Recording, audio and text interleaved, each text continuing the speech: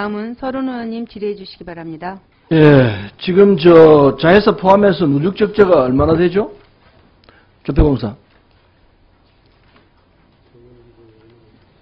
그거 좀 외우고 있었으면 좋겠는데. 65억 주면 안 됩니까? 제가 갖고 있는 자료는 65억인데, 그런데 이게 2011년 이후로 계속 적자가 나고 있습니다. 적자가 올라가는데, 1인당 평균 보수액은 한 7,500만 원에 가깝고, 올해는 이제 더 높습니다. 한 7,600만 원 더 되는데, 뭐 임금 많다고 따지는 건 아니고, 적자가 나는데 임금은 계속 올라가고 있거든요. 이런 상황에 대해서 지적을 해야 될 것 같고, 뭐 적자가 나는 건 이해가 갑니다. 이게 신용카드를 쓰게 되니까 지폐 수요가 줄어들고, 그리고 5만 원권이 나와가지고 또 그렇고, 뭐 이런 게 겹쳐가지고 지금까지 쭉 이 지폐만 찍고 오던 조폐공사에서 윤영대 사장이 들어서 가지고 여러 가지 이 사업 다변화를 하려고 하는 노력은 충분히 인정을 합니다. 인정을 하는데, 근데 이게 이 문제가 있는 게 여러 가지가 있습니다. 우선 골드바 사업을 좀 하고 있죠. 네. 그에 대해 질의를 좀 하겠습니다. 이게 민간 기금소 업체인 주식회사 한국금거래소 3M, 여기가 지금 감 역할을 하고 있죠. 거기서 제조를 합니다. 그리고 그 다음에 이제 주식회사 한국금거래소에 대해서 병 역할을 하고 있고, 중간에 을 역할을 조폐공사가 하고 있고, 그런 구조로 되어 있죠. 그래서 조폐공사가 하는 게 이 골드바에 대해서 품질 인정하는 작업을 지금 하고 있는데, 근데 이게 지금 요게 이제 골드바입니다. 요거 가격이 얼마나 되는지 압니까? 1kg. 지금 현재 시가가 그 가격이 약간 오르락내리락 하기 때문에 5,500 오르락내리락 하는 거 아닌가? 뭐 그렇죠. 예. 근데 지금 값이 굉장히 떨어지고 있죠. 네. 그래서 사업 초기에는 월 한 150억어치 팔았는데 9월달에는 8억 6천, 10월달에는 아마 더 작은 양이 팔렸을 거라 생각하는데 국제 금 시세가 떨어지니까 안 사죠. 뭐 그런 건 있을 겁니다. 그래서 지금 이 판매 총액을 보니까 597억, 한 600억 됩니다. 네. 여기에서 조폐공사 이익을 얼마나 남겼는지 압니까? 잘 모르시죠? 얼마나 남겼을 것 같습니까? 저희들이 한 600억 판매를 했는데 3억 남겼습니다. 수수료를 많이 받지 않기 때문입니다. 그게 뭐 공사가 떼돈 벌으라는 건 아니지만은 그래도 600억치 팔았으면은 3억 남는다면은 이게 말이 되는 소리입니까? 0.5% 정도 되는데, 네. 그런데 이 3M, 갑인 3M이 얼마를 벌고 있는지 압니까?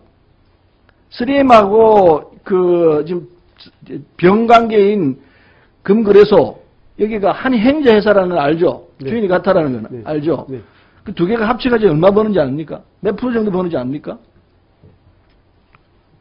모르시죠? 이게 한 1%, 0.9% 정도 버는 거로 되어 있습니다. 그리고 KB국민은행이 얼마나 버는지 압니까? 모르실 거예요. 본의원이 조사를 한 건데 모르실 겁니다. 이게 한 3.1% 정도 버는 걸로 되어 있습니다. 정확한 통계를 좀 봐야 되겠습니다만은. 그래서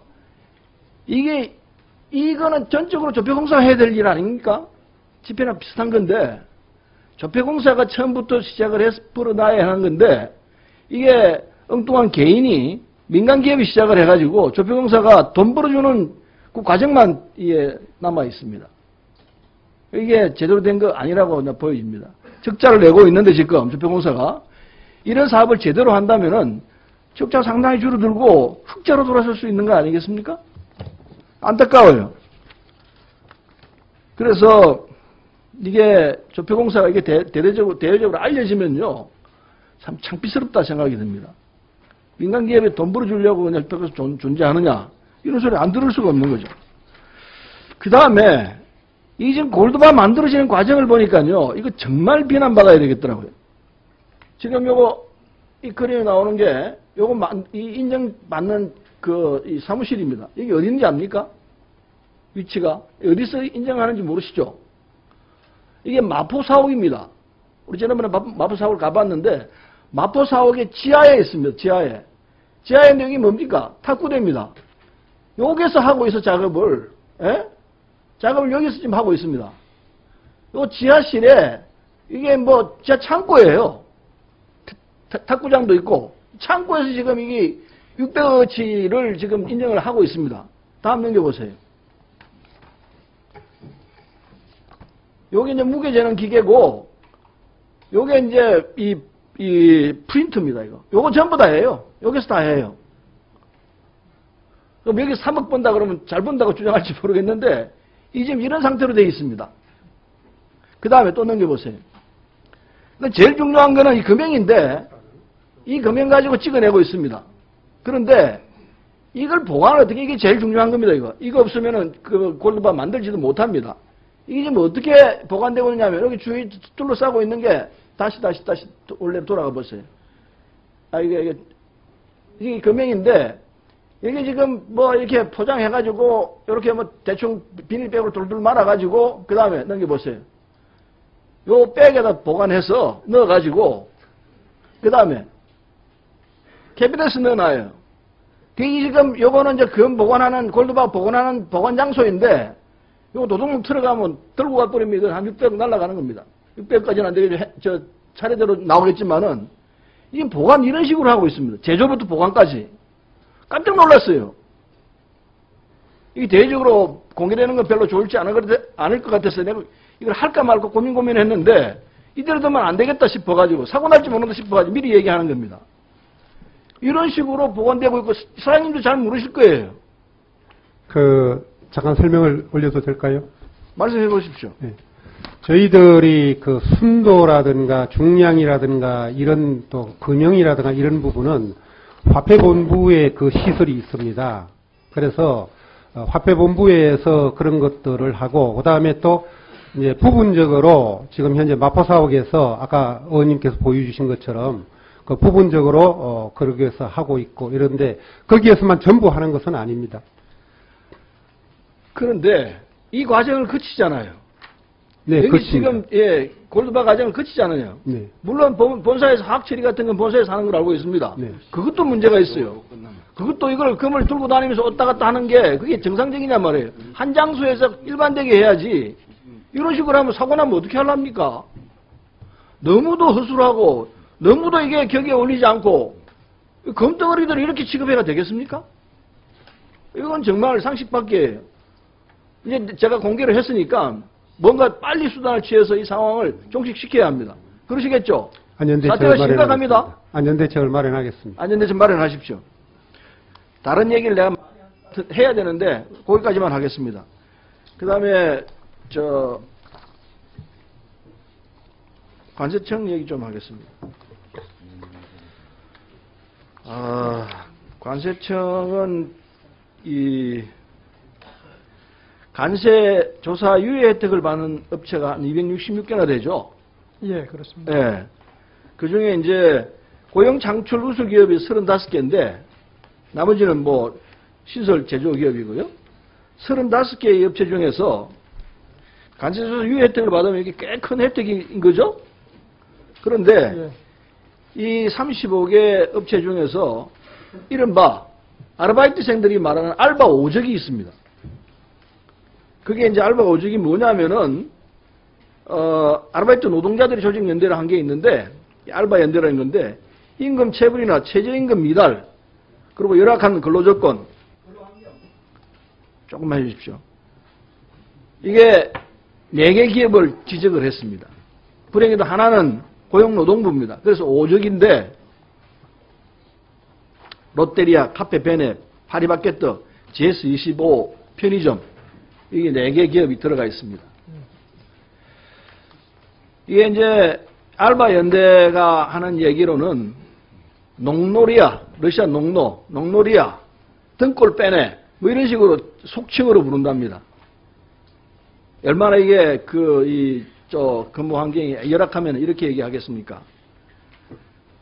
이게 10년 노동수당도 안 주고, 그리고 근로계획서 작성 안 하고, 그리고 수습기간이라는 이유로 법정 최저시급의 90%만 주고, 시급이 이게 4,380원인데 이런 식으로 행포를 일삼고 있다 그래가지고 이 알바생들이 붙인 이름이 농놀이야 등골 빼내 이런 식으로 지금 얘기하고 있습니다. 이게 관세청에서 관세유예조사 혜택을 받는 기업들 중에서 이런 작태를 보고 있습니다. 이래가 되겠느냐 하는 생각이 듭니다. 고용노동부도 물론 관세유예조사를 받는 게 고용노동부에서 정해준 거 그냥 그대로 받고 하는 걸 알고 있습니다. 근데 고용노동부가 뭐라고 그러냐면요. 이게 질은 안 따지고 양만 따져서 이런 결과가 나왔다 이렇게 얘기를 합니다. 피보험자 수를 기준으로 해가지고 고용창출 우수기업은 그냥 숫자만 많으면 되는 거로 되어 있습니다. 그러다 보니까 질은 상관없고 그냥 숫자만 많은 거로 되니까 이게 비정규직이 그냥 왕창 들어가 있는 회사들이 다 그냥 들어가 있습니다. 그래서 조금 전에 얘기한 농놀이야 뭐 등골 빼나 이런 식의 비난을 사게 되는 겁니다. 이것은 고용노동부가 그랬으니까 우리는 따라가는데 그건 정말 행정편의주의 발상입니다. 안 됩니다, 그거. 고용노동부가 했다 하더라도 고용노동부도 이게 문제가 있다고 지적하고 있는 바이거든요.